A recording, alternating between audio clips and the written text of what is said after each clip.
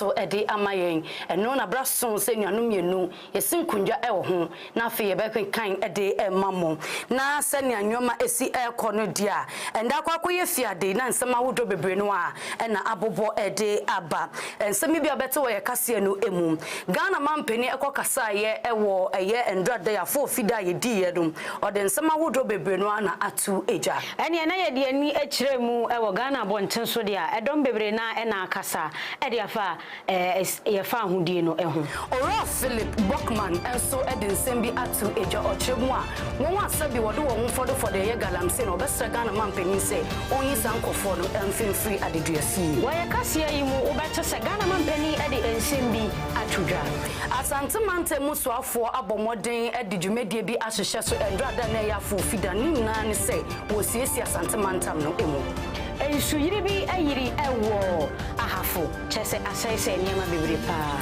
ye ne nsema wodo bebre no a ena se mufo abomoden aso no so edi amayense mekenkan emfa emamo ya kenkan ne sade na kan ne hye nso se eye dwumeko bi adaroma ena ma yemu ayedro ye kenkan kase no edi amaw eye Apam Global Church asafukuo no wono wo boye chiri dom ne ye kenkan kase no edi amaw edi nkanti ho de kire wo se ya wade bia wo fiduemu ha no eye mpai boda nenso ade ya adom ye dwumedie hyehyɛ so na ye 6th 7th 8th na eye ya wada no dwumedie no koso endrada ene koso na enda so ye dwumedie no atua so nyampa echi na ade de kyen ya dwumedie kese no be koso ni na eye communion service eni ti be bia wo bia no faka wo dwumedie a wudi do eho na be pie mu ewo ye fidie kese mu na nyankopon be fa na ko a odansaban no ano agyew ede we fi empokyere mu se biribi na ahye so ache ananie me bi na enkoyi awaresem ejuma awo ni nyina no so rescue point na mekanfo ede amaw eho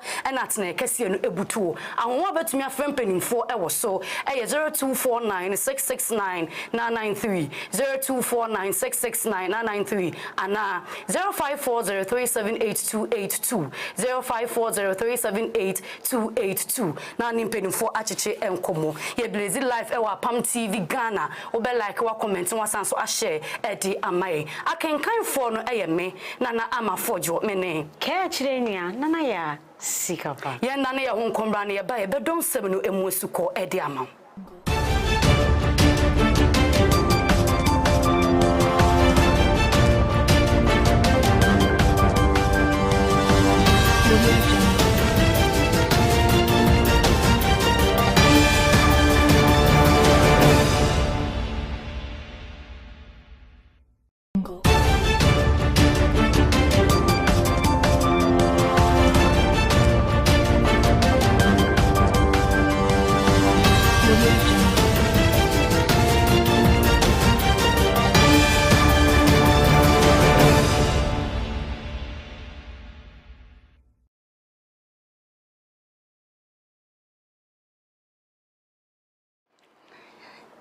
Yema wakwa aba se oje bre na yitwa ye husima afa je bre na tie kase ni mu entwemu ye ko kase no ankasa entwemu dia na ye mbomodin konkopie mu endrada na ya fo fida edema oman Ghana na sane akwakọ ya fo fida na eye osagefo Dr. Kwame Nkrumah ena bomodin pe ye kunye dindindin pa edeji oman Ghana konkro no edisi ho na eno ena fo fida no eso ye endrada na chese ndra akwakọ ye 6th March die na Ghana ana ama Ghana enya emfinu eduesia enwoche 68 enunti no na wo se ye hyefa ewo ho na foshe no ekoso ewo Jubilee House ye na ye nim se MPP aban enkane no na ya de wodi tubata eko eye mantemedu ensia ni nyina nanso eye ade Ghana mampeni His Excellency Ora John Dramani Mahama abomodin atene maso esanse o se ye hye sane ye sikasam na tete apansama ewo se ye hye ye so na ye de nyen ye buo enti eyade wo ye dwumedie no ewo Jubilee House o kire mu say na sika wo no echa ede ato eye 20 million eno ana nanko wo de ba be ye safa no hu dwumedie nanso no ye hye no wo hanchichemu a omu yusi ana sika omu di dwuma eye 5% na se o hanchichemu enum na aka 95% ene de wo no eja wo ekire eno ne mfaso de a epu ede aba openi no kasa no o kire mu say eye afi se na omu aye ewo Jubilee House no se bibi ba se bi wo kwakoye o mantem fufuro ana mpeso biso a eyade a wo no ebetu bata ede akọ ensem a opani no de tu eja eni. This scaled down celebration does not diminish the importance and significance of this occasion in any way. Ghana's independence is the single most important event in our history, as it sets out us on the path of nationhood. It is even more significant because it lit the flame of independence in sub-Saharan Africa by inspiring other countries yoked to colonial exploitation to seek independence and self-determination. This day must therefore always be commemorated, but when reality calls for a different approach, we must heed it and act accordingly. Moreover, hosting the celebration here at the presidency preserves the symbolic essence of Independence Day while demystifying the seat of government. Fellow compatriots, Independence Day celebrations serve as an opportunity for us to remember our nation's struggle for freedom and to honor the sacrifices of our forebears who led that struggle for self. Abusia wasansem na mu ena Ghana ye mampeni John Dramani Mahama edi ensembi etudwa openi ne nsema woka ye nyina ne se Ghana ya fo fida no enkofo bebre ena de wonum nkwa eto ho ema ye enya eje ye ho efri abrofo no ensemu enti no enkachi se ye besore waka na afi ye de odo na ya bomoden a edi kanko na ya se de be ya o my Ghana eniema ebekoyie ewomu. 2 years from now, our dear nation Ghana will celebrate its 70th anniversary of independence. This is our moment in history. We have endured trials, we faced challenges, and carried the burden of our struggles, but we have never given up. Through every storm and shadow, we have kept the flame of hope alive. And now, at this critical juncture, we must rise with courage, determination, and unwavering belief that a brighter future is just within our grasp. Let us reflect on the great movements that have transformed the world, the movements that have liberated us from the bonds of colonialism, and the voices that shaped our path to democratic rule. Before these, people thought it was impossible. It is not impossible for us to create a better life for our people. It was ordinary people, workers, dreamers, farmers, students, the young and the old, who refused to accept the way things were. They marched, they spoke out. Yada so ejiremu ewo endrada fu fida ensema Ghana mampeni ewesa ye wo bre okugina dwumedie no ase ewo Jubilee House na openi no kasa nensema sanso editu eja edese wo February bosome ne da etoso edwenu enan ewo emfe apem ahankro ni eduesia ensia 1966 eya dia menteme wase bisiye ewo eye asrafo ne aposifo entem eno no nam so ama osagefo Dr. Kwame Nkrumah ne nisuade hu ne da yeso ananka ope edi ama oman Ghana no ni nyina no entimi ambem ensem no etiaso. Osagefo Dr. Kwame Nkrumah, the founder of our nation, envisioned an industrialized, self-reliant Ghana, whose citizens have the highest standard of economic life and the greatest sense of self-esteem rooted in patriotism and Pan-African unity. But on February 24, 1966, a joint military and police coup d'etat shattered that dream, plunging Ghana into decades of instability and military takeovers. The verdict of history is now loud and clear. Declassified documents from the United States archives reveal that this was a coup inspired and engineered by the CIA. This remains the most regrettable and darkest moment in our nation's history. That moment sparked a series of historical events that have set us back and significantly delayed our attainment of the objectives of nationhood. We have had moments of triumph and moments of anguish. We have now blossomed into a fully fledged democracy with a healthy culture of peaceful power transfers. We must, however, remind ourselves that democratic participation transcends just the act of voting. It is fundamentally about accountability and the security needed to demand it.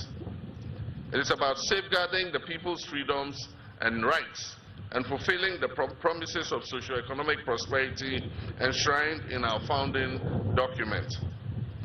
Our history is complex, marked by struggle, resilience, and renewal. But through it all, one truth stands firm: the unbreakable will of the Ghanaian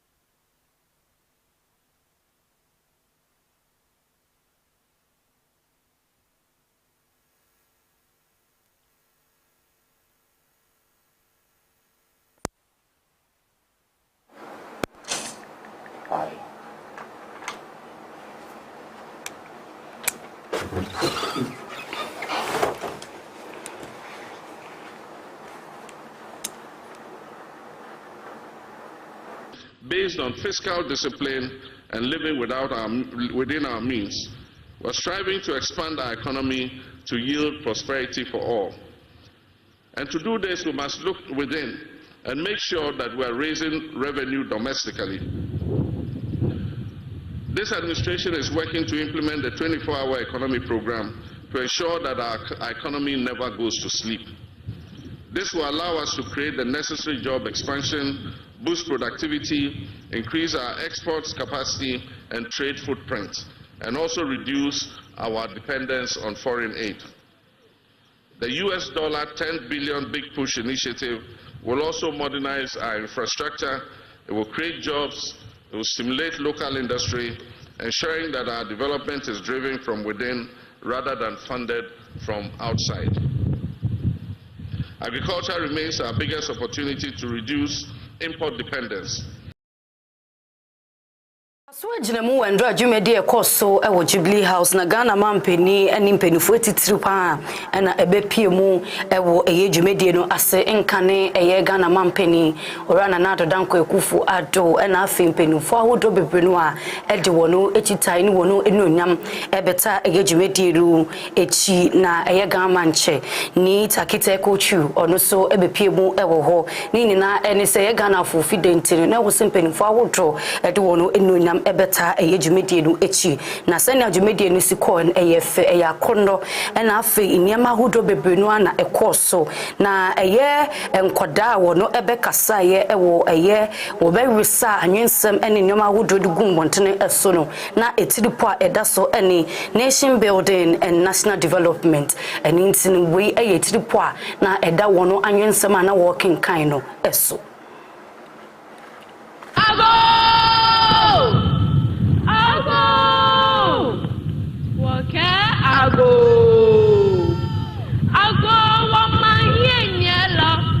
John, Dramani, Mahama, Kemanye like Konkume, Niafonine Ache Ame, Sheme, Kenyame, Nime, Kename, Kemenina Ebakeshi, Wami Banya Omane, Ghana Tete, Ketete, Nyaha Swevo Ehiamale. Mambi Wuchi, Kemambi Bibi, Manaya, Mankuramo, Kemancha Ehia, Keja Isona Madi Amli, Keteko Igbepe, Noya Mi Fo, Mankuramo Mi. Ene na peace unity dia na ye toa so. Abusia ye de ni kire mu e wo Ghana fo market baby a market wo bia ye ni akire mu e wo honom na temamufo no akasa as afa Ghana ye 6th March no ho ohra eye nra e na Ghana nyame ya adom no de afe ba ko kan mother Ghana ho which is 68 enti no ye nya ye ho ye fa ho die firi abrofo ne ensemu dia na Ghana fo na akasa na nipa bebre na e na ekase ye 68th ya ye di kura no enhyen kuran efri se Ghana ye wo obade ensa no kakra mekire enubaye kakra ye wo gold eni sa niema ni nyina nanso wo hwese de oman na tete apansama ye na ensesen ka Ghana wo se dru by this time say near do ya Ghana ye basa no eno nti wo hwe kro ubekwa ha no na bola gu ha ubekwa ha na bola gu ha ansa na ye benya sa niema na ye bejai sa niema ni nyina agisi yetimi sua se ne ye bedo ye ho si yesimi sua se ne ye bedo ye ho de a ene ye bem ye jai se ne ye de ye kwa ha ne de bola gu ha ye kwa ha ne de bola gu ha no na ye nya 68 years le mo 68 years na ye nya ne de emfata o man no ko so hwe Ghana ha na ma o man ya ye wom ya yo bibia yo koko yo bauxite yo bibia diamond bibia basani ama na ye woni nyina no up to ene na o chena na ye nya 68 years no sani ama no emlofo na eba di sani ama ni free ebe fani ama ni free na o ya timamfo no ye ho chire ye betimi aya ye nso ye de bebo ebe ma o man betu mpon se wo si ye nya odo ema ye ho ye nya ntiase ema ye ho ye jeja ye bola ye tutugu abontin eniama ehu hia mfata o man ye yetimi jai sa na o man de benya hoto o man de benya mpuntu kese ni omunya mpanifo no sunya skana omudi skana ye nya bindi ye ti o man ne de ti o man mu je nya se ti o man ma de ache so ban kwa nkoye bibi no wa nya 100 Ghana or 50 Ghana na o ti o man mu sa adame froka obi de bola africa mu asifom ana me se ma me adan o se ne nema no de so hwe na e bola ana ye pam no na fa bola no enti se ye kasa man pa ye pese be ye pa dia ene age se ye sesan ye suban ye se suban ye ka aban a aban na ne ye nipadua no se ye sesan ye suban a aban be ye bia enye ye emmoa man no enti Ghana ha no mo de efin ate atese e wo man mu pa ye ni mu de no anu ye kono nanso so no gisi etukata atehye ne proye kata atehye ne proye no so firi hin na eba efiri mpanimfo ni mu na abankola ni mpanimfo nyina ya akonfo enkola so be den se enkola ni sua mpanimfo yesi de odi akire sua de odi kan nante anamboa ya timamufo no ho age se ye jaye ye so ye bone a ye no obi kura akura nwula no ade to fom na akoka kire ni sa de nti no de ato fom o se ade ha ye wo dem so what you say onu bebu sa wa ade ha ye wo dem nti obi ye fi kura agu na akoka enye ye because ukoka obedi di watem kode ekoyi ni fa kode ekoyi ni wa 68 ni de 68 ni de ye ba ye bibre na enya ne sa ejuma na yese ma ne tunko abida fa ejuma ne de hwehwe ntumi nkoso wa ejuma pe na hia school ni de bi mu nko mu hwe so a street ni so na yesu de kina enti de ejuma ne de ejuma ne hu ya fa because they compare you compare Ruby to say Dubai Tama Dubai be Dubai na ni no tama enya independent time distance na nwa biasa but now Dubai but Dubai kwa ni mu adura now we be Ghana that's one ya kachi because it me free akọ zo Dubai e ko be si e kwa kopadwuma e wo hwaye omuni land omuni bibia so it me kra aduai fruit ni ade wo de ba si and so far Ghana they ya kachi too much they say there some je na so no skani wo mainum adwuma ni wo mainum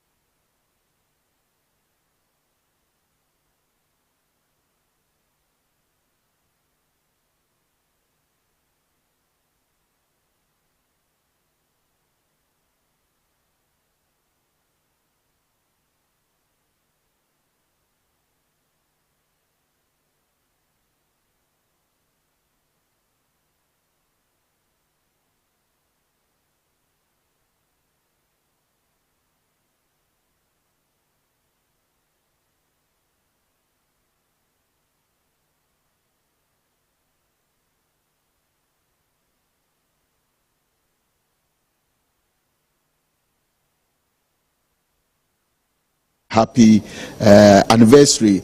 Na eba Western region azokra mahwe na mehu na nchemo say His Excellency John Dramani Mahama de yerinya henefa ahodi se obohu mobor na wa mobinum so nya won fa ahodi wo ho a nchobobo ampa onenye mofoma kakrama ehwe honi ages 17 18 19 20 obi o hompo a the other time I check is 16 years no bin mark as sa ho na fi north na wanyu na aba wanyu ye galamsey na galamsey na wanyu na ye no say oba ne dey wo boskate ana watch one dem of man work as sa one ba me catch you there obi ni mo hompo a kasa keke no mpo no wonte fante wonte brofo e bia wonu krom kasa na all the wotum work no so wenyi interpreter ho nti the only thing all the judge na ya anyi there I didn't want take we plea into one more bail we'll keep one in prison another in custody pending there yebenya interpreter. I think that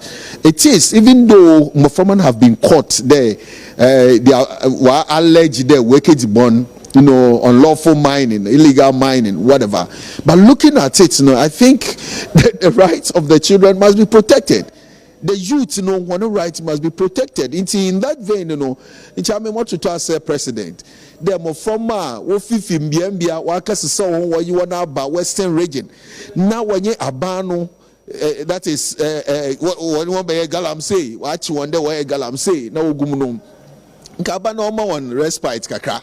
Ohu mobile. Don't catch on you want to consist 24-hour economy no. Alright, in Juma Baba.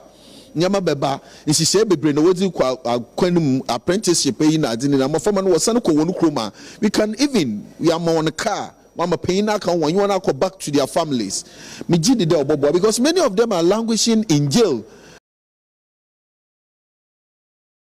Abusia ya twaso dia na ye de ni ebechiremu e wo St. Louis SS chaplain e wo ho abomodia abo Ashanti Regional Minister Frank Dr. Amwako ne wabona basu yie pa se enwuma wodi no nani so se de niema enkoyie ode niema toto na kwemu na wo hwe se galamsey wo mbejai nani gina adwuma ho pa na se de ekwan a wonam so no enka wo ya se ekwan otumfuo wo sei tutu na wonkwa so saa kwan na wonam so no saa kwan pepepe na eye Amwako hene Frank anam so enti won guso a na ne oye no onye esan say ade na woye no eso na nipa. Just yesterday around this time, and David, you are here. God bless you. God bless you. I will pray for you always. Amen. He promises and he keeps. You are a great man. That is powerful. You are great. I told the Lord in my prayer yesterday that your name and your deeds will be written on iron. Yesterday I did. Doc, God bless you. Yeah, I'm great. Doc, God bless you. God bless you. God bless you. God. Today is a special day. Oh, yeah, may your oil never run dry. Even if you are done with this seed, may the Lord take you higher, higher, higher. Like our Kofi Annan and Co. Because you have shown that you are a great leader, sister. Amen. How can you get big men? Just yesterday, he said, I'll be passing by. God, God bless you. You are the David. Keep it up. When they said Otumfo is Solomon, I'm giving you. I take it to David. Swejina mu ewo eya Asante Mantam no emu ne chese swafo ono no ewo ho ene Dr. Frank Amwako hene na openino enam se ne ndra ye afofida na aga na enya mfinhia eduesia enwoche no eya de na wo hye krom awodra na chese nioma bope papa ni nyina eyi enwura na ajejejeje eye gates awodo ne se bonka hodro na ewo oman no emu no eya de a efi akwakọ dukuru mu aye mma na nsuo su entimi enchimfo ne te se rubbers na hyehyɛ aye choked senya obroni ebeka no we enam so ema openi meche Asante Regional Minister ena afi Zoom Lion penimfo ebo nan kopie mu ewo menhia aboa aboabu station ena afi mantem ahodo bebrenu ase bonka ahodo bia wa Asante mantem no obobo modin eyiyi esanse rubbers na hyehyɛ ho mama nsuo entumi enchimfa gatas ahodo no emu na no openi nsem chofo etwetwe nkomo wo bra wie sa clean up exercise no ewie ye no or the two just say wo ye be hu ana ye be chew sasabe udi bribi tu fom gatem ana ba bibia no wo be hye no wo na atwa so papa sania ese efata. We chose Alaba and Abuabu Station for two critical reasons. We noticed that one, sanitation issues were becoming a bit of a challenge over here in terms of how they even keep the streets. And even beyond that, we also noticed that almost all the drains were blocked. We took the step to meeting with the stakeholders, including KMA, Zoom Lion, and the sanitation sector players. And we realized that there was a need to institute an intervention. And that intervention, beyond us cleaning, and we've been able to undertake this exercise by large or very successful so far. There's a group at Menchia, and there's a group here. We've done inspecting the work that is ongoing over here, and we proceed to inspect that at Menchia and the other environs. Dr. Makohene emphasized on the need to institute proactive measures ahead of the rainy season. The minister impressed on meting out punitive measures to sanitation offenders. We want to charge every shopkeeper and everyone who stays in this vicinity that we are out and we will be more radical on especially those who make refuse in their homes and dump them in the various drains. It is unacceptable. And anyone who is found or caught. Abusia ya to aso dia na openia wakasa wo dwumade ya say eye honorable team Fordjour openi no echiremu a sade Ghana eye ya fofida no kasa fa ho ochirema asisi Ghana wodo no ya tuna jeje mu obi kura timi do obi do ne political party esen oman konkon Ghana eba ne sa entweye obi kura sebi manimu a obi edo asori a woko esen oman Ghana eba ne sa entweye enti ebeya mumiemfa sane amani nyina ento nchen sane ebeye o my Ghana ye nyina ye betimi ado man no amanai afa ne ntoma pefra. The American say after 68 years of independence no still now no odo as a free akumam na as citizens yetumi dana didi treya man no so atosin kopa say and then Ghana ni typical Ghana ni edon a political party in Ghana. Typical Ghanaian edon na sorry oko in Ghana. And no na ma ya dry what the more mine atosin. Now the America in say UGCCU CPPU say our parties are one kofa independence and they buy a crown. Say yen tanti omudi ye bu omudi it is in history. Nemo no ye kai Kwame Nkrumah and all the forebearers in the ma Ghana, JB Dankwanom, Oforiata nom, Akufo-Addo nom, Pa Grant nom, and the big sis. A dog womunya de ma Ghana no, and Fahoma omunya ye, and a ma odo wonka toho at the J Ghana farm hudi. And the drew many ones who swa 68 years upon independence no. Yanka who said MPPU, CPPU, NDCU, Party Bia Kabiano, and so on Ghana. We must put Ghana first. Maybe MPP ni, but I'm urging everybody say, Yemfa Ghana, and ye canning, any canning, and we be BMO, and we a commitment mo, and we a Juma, ye the sumo minor, ye me Ghana once. So we NDC never about power. Drain Ghana home, answer I bet you NDC one. Why drain? Answer NDC become MPP become, and so Ghana the Entramuda. That's so ewo ya best you fa aba e say no momie hu say ukas obi kra sebe on fa flag bi monitor one hwe and the party flag and wo kwakofa ade aboniti ukas obi kra enwura ni dem no kofa atare bi emfra one hwe na wankofa NDC atare a MPP atare no de beba so yen se da ni bibi mpo da ho a e ka say we ne atare a na Reverend Intim Fordjour Nsroma Oditu Ejana fe de ni akwa kopie mu e wo fra mantam nu ebu na chese Ketu South eye agaveji na eho eye nsem bi esisi e wo ho ni nyina ene se tidal wave e ya de a ama ne homene so yie papa e wo aso chene bossa no a na chese etu won asabe wo no dan ebemben eye nsuo no ano na esese eniema ahodo bebre Ghana mampani wie ye set match ne pe e na afi okofie kwasesan ho bo na nkopie mu e wo eye impotemu say ensem say e na mpanifo e na sotire e wo ho we nam somo bo no opini no e bo modin kopie mu e wo eye empesoa no eso ensem bebre no na ogina simpie so no ode tu eja o kire mu say the first time or the bayo mampeni e wo oman Ghana emu no e yade wo no e pa dwumedie bi ho ntema na wo no ato ne din e ye blekuso phase 1 ene blekuso phase 2 na eno no yade a wo ye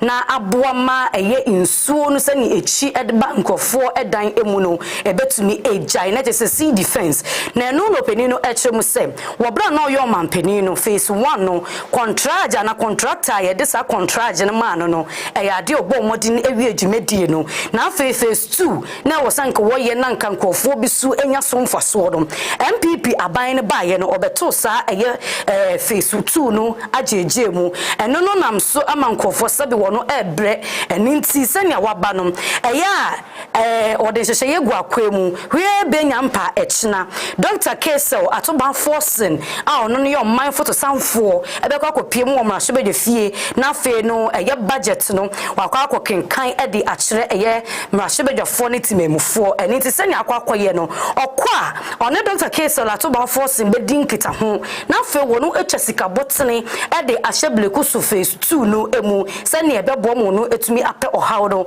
anopumesibre openi no kyerɛ mu sɛ wo ba no wono amba ne nsansa eye ade one ni nua akeka won sase na fe eye so afo hwa kwan ne akwantempɔn ensep eso owura ye governance Abuja ebo modern de nyoma hodro bebre no a eka ho ena wode ababe so wo asabe nipa ene edan ahodro ho aka no wode sa nwumeni akwakoma wo said you betu bi de abo wo ho eja.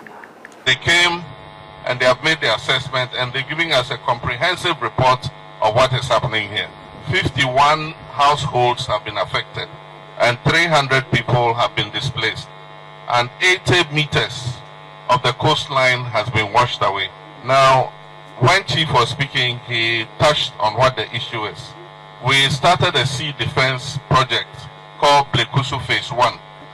The feasibility study was also done for Blekusu Phase 2. And the understanding was that when the contractor finishes Phase 1, he will continue with Phase 2. Unfortunately, that didn't happen. So the project ended at Phase 1. Government did not provide funding to continue Phase 2. Phase 2 would have covered Agaveji, Salakope, Adina, and Amotino. And so that basically is the problem. The feasibility study is ready, the design is ready. We just have to allocate the funding so that the project will start. Happily, the finance minister next week is going to present the budget. So I'm going to ask the finance minister to include funding to start Phase 2 of the Blekusu Sea Defense project. Before we came here, we went to the resettlement project that I believe or I've heard is being financed by Ghana Gas. I don't think the project was well thought through. The work is shoddy, and even the area where the resettlement is being built is a flood area. And so if it floods, it will affect those buildings too. And so those buildings are not fit for purpose. There are two things we need to do. Start the building of the Phase 2 of the defense wall, but at the same time, resettle those whose houses have been affected. In the meantime, to alleviate the plight of those who have been affected, we brought some items to be distributed to those who have been displaced. The items are from 3 sources. One, our brother. Usiandi ani chirmo ewo ahafo oyene bi atiesi ho ama amanaye areho sempa ensu bantam bia eto wo honom ama timamufo na wo honom no ni titiriu eni teachers fo a omo ekire emofra na de wo mo kire mu a ensuo ne to pa to chenchirencha enya da ama wonom dan so nyina apa ebi kra no esika nyina akọ jase wo mo niam omuni ye kasa isisi akora no bebi omo beda kora no ahomete enti omo srempanimfo se omo ntwa omani emehwe wo munye sade a bebi omo beda omo betena asaso obomoden a kire mofra na de no akoye boachi bidin yi ado ana ehu se nsu otomfra mefa ye be wan se ye dan apagya ye ne ma so amerika me ye adwana light po nyina bubu ya dan so apɛ no ye nya bebi ana bebi ne ma beda kora hu asem oden Yesika da na 2000 mi nyina aho mi hu bebe ni sika ni nyina aho akwakofa nti e no akwa bebe beda kora hu asem odin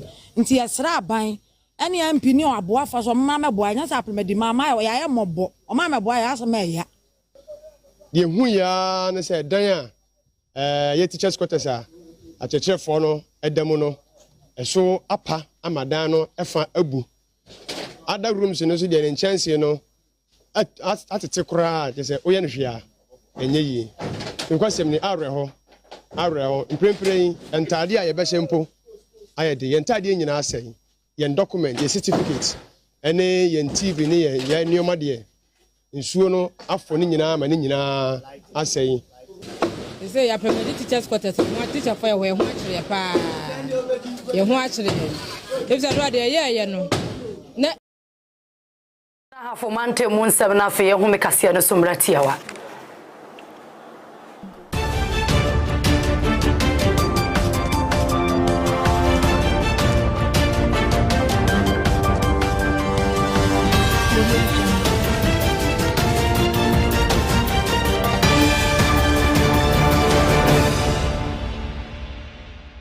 By a prophet, the Lord delivers Israel from Egypt, and by a prophet, he preserved them. Hosea 12:13. Apam Global Church etunsa ediafro abanansa jumedia eye healing and miracle service shall on the sea the 8th of March 2025 yimu. Eti posema eda jumedia kese so I will not let you go unless you bless me.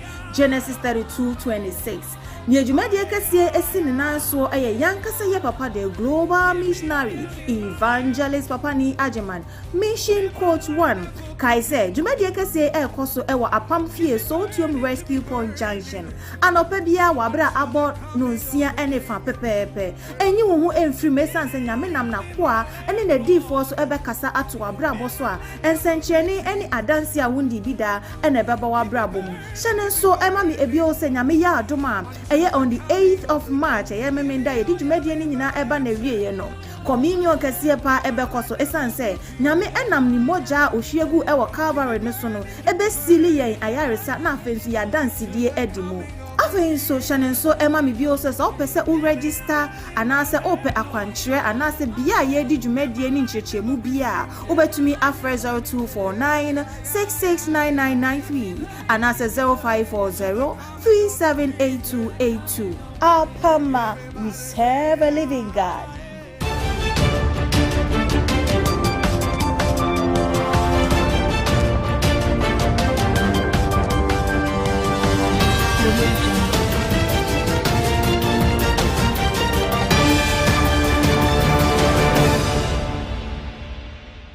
Yana wasese oje penie ema yetwa ye husima ebae afeje brei ne tie kase no ne aka wehwe nyina ya tia ensam no so ede amaodi ana yenim se eyade a national economic dialogue ekoso ewo oman Ghana emu na ensem bebre no a enampedifo ede tu ejanetitu no wo kasa se eyade a saaju media na initiative ye wode abe ewo setimemufo nyina no ano etumi esum sene ye ni ne betumi aboa chechire oman no edi efree eye ekemu na no enampedifo awodo bebre no akokasa ye ewo jumedie no ase omo de to eja na me kire eyeso afo hwa hoodin djuma ensem eso na chese owura John Abugina po ekire mu se ye hwe ECG no a eye kachichiri die pa na MPP aban wono eja ye ede to ho na no enampenufo bi akasa ewo sa ensem no wo kire mu se wo susu nya de wono eba beye eye susu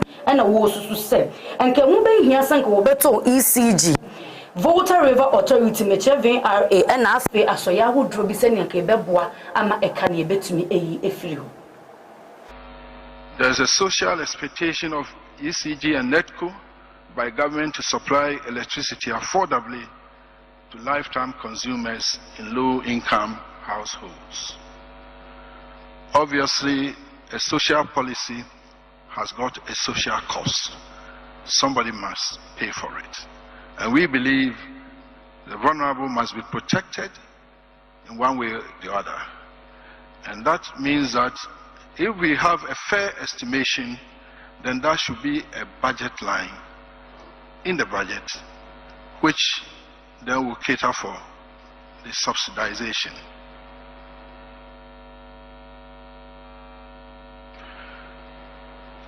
We know that ESLA was there. The question is it relevant? So far as we have legacy debt, we may see whether there's any room for ESLA to continue. But if we deal with the operational inefficiencies, thus we try to be efficient, then maybe don't be much to worry about. There's also some conflict between ECG and VRA as to who should do export, who should do what. I think this must be streamlined so that we can get optimal results. With regard to the legacy debts, we believe there should be a vehicle to raise funds to service the legacy debts, while ensuring all the necessary protocols are complied with. The options include create an opportunity to release ECG equity in fiscal assets to raise funds, a form of privatization, but it's something that we need to be thought through carefully. Then also, VRA has got some thermal assets that we believe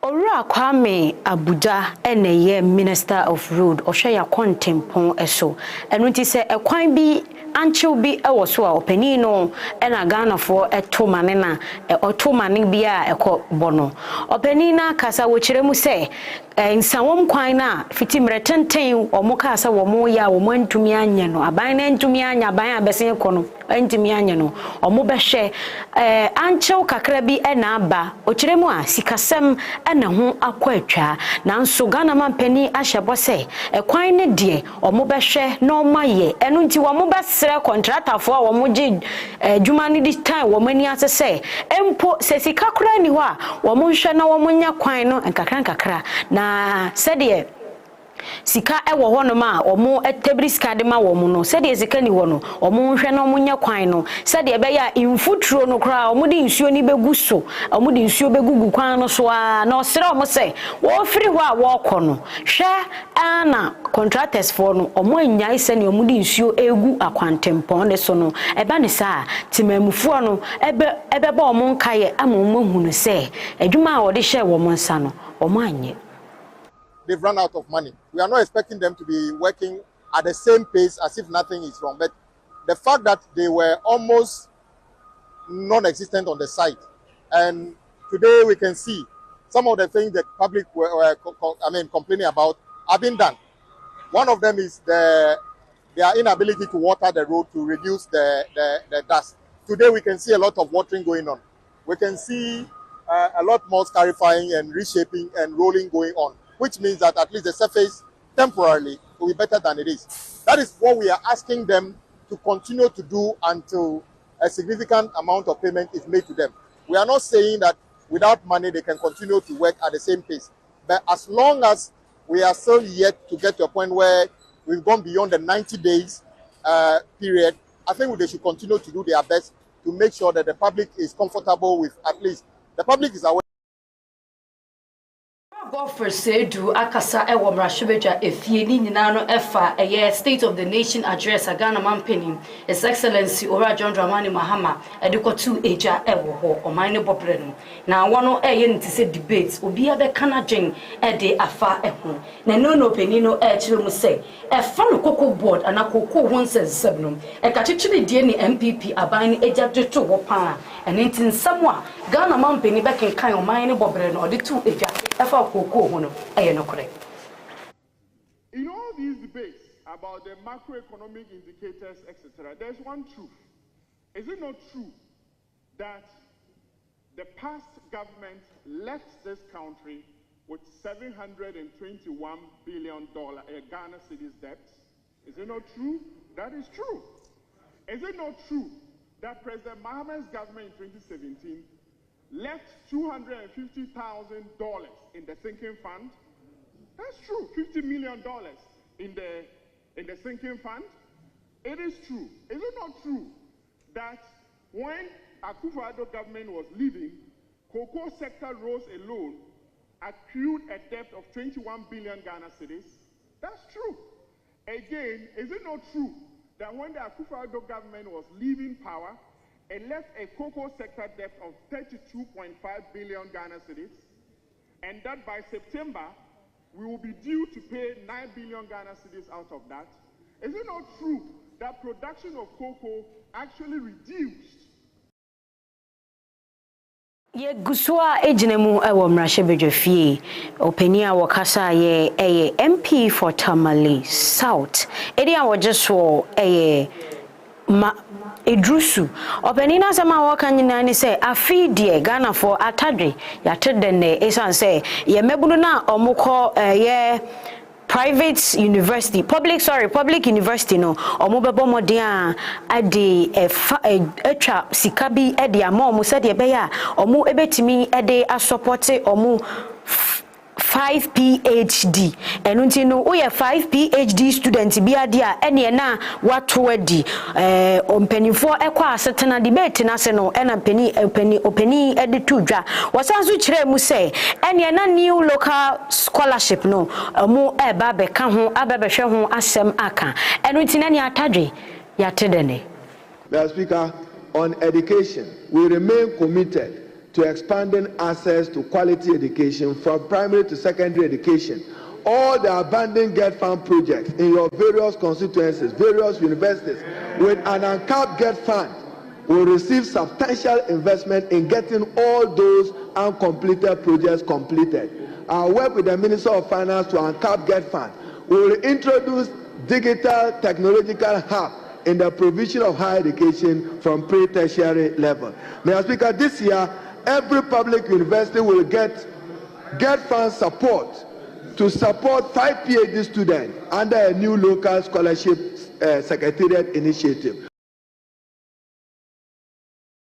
Free a year so for no ehye enwumesia ensem eso ora hauna ijusu na afa yemfa yeni enchemu o man Sikapa batan no Metro Bank of Ghana amrado a ono eda eyekuo no ano ana BOG no ano ene Dr. Johnson Esiama ya de betu ejawo ye kase no so na wochi se openi no bekwa kopie mu e wo mrashebede fie na afedom eye wo no headquarters foforo a wo siri sike bia ekọ ho no odi aba betu eja efa no nkunya efa no won krata sam bibi bia no to wo netia wo hu nyina no openi no kobu hu akontan e wo mrashebede efie na eno no o kire mu se sikabotene pa akwa hye eye edan no emu no eso papa apa na contractor wo de contractor wo de contract no ema no sika wo no etia ede ama no ene America sika no 230 million ena wo de ama no wo hye nim se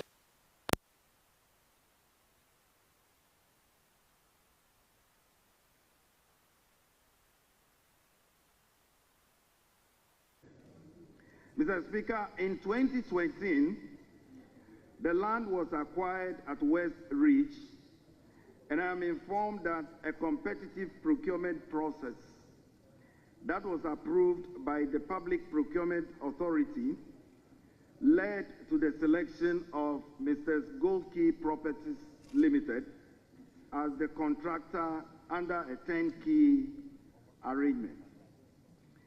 Mr. Speaker, the project was initially valued by the PPA at $81.8 million, but later increased to $121.1 million after the Bank of Ghana requested for re-evaluation. This was revised again to $222.8 million, and I'm just rounding off, Mr. Speaker, after the redesign and inclusion of building management systems. The total project cost increased to $261.8 million.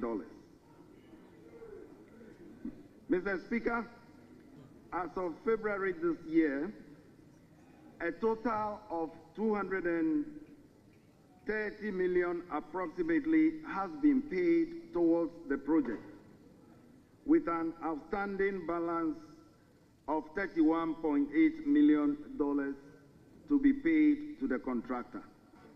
Beyond the core building, separate contracts were awarded for other infrastructure. These include ICT systems and network infrastructure, which was awarded at a cost of $8.6 million, integrated electronic security systems, which was also awarded at a cost of $15.8 million, and furniture and furnishings that was also awarded at $11.1 million. Mr. Speaker, in 2020, the land was acquired at West Reach, and I am informed that a competitive procurement process that was approved by the Public Procurement Authority led to the selection of Mr. Goldkey Properties Limited as the contractor under a turnkey arrangement. Mr. Speaker, the project was initially valued by the PPA at $81.8 million, but later increased to $121.1 million after the Bank of Ghana requested for re-evaluation. This was revised again to $222.8 million, and I'm just rounding off, Mr. Speaker, after the redesign and inclusion of building management systems. The total project cost increased to $261.8 million. Mr. Speaker, as of February this year, a total of $230 million approximately has been paid towards the project, with an outstanding balance of $31.8 million to be paid to the contractor. Beyond the core building, separate contracts were awarded for other infrastructure.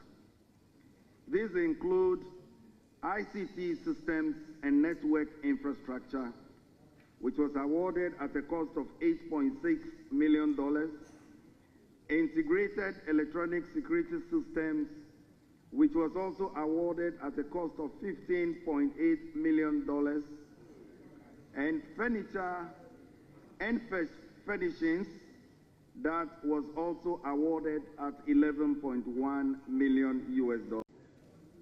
Mr. Speaker, in 2020, the land was acquired at West Reach, and I am informed that a competitive procurement process that was approved by the public. Abusia ye nyina opani ne nsem so ne mfa kase ne nyina emra ne wieye sene da bribia menua no eka no dodo akonwa ye ntena so enche enu ntini ye behwe ensem a edi kase yi mu akotene dia na Ghana mampani ekasa ye na asema oka ye nyina ene se Ghana ewo se ye nya gidie se oman no ebeyeye oman sanda hene Dr.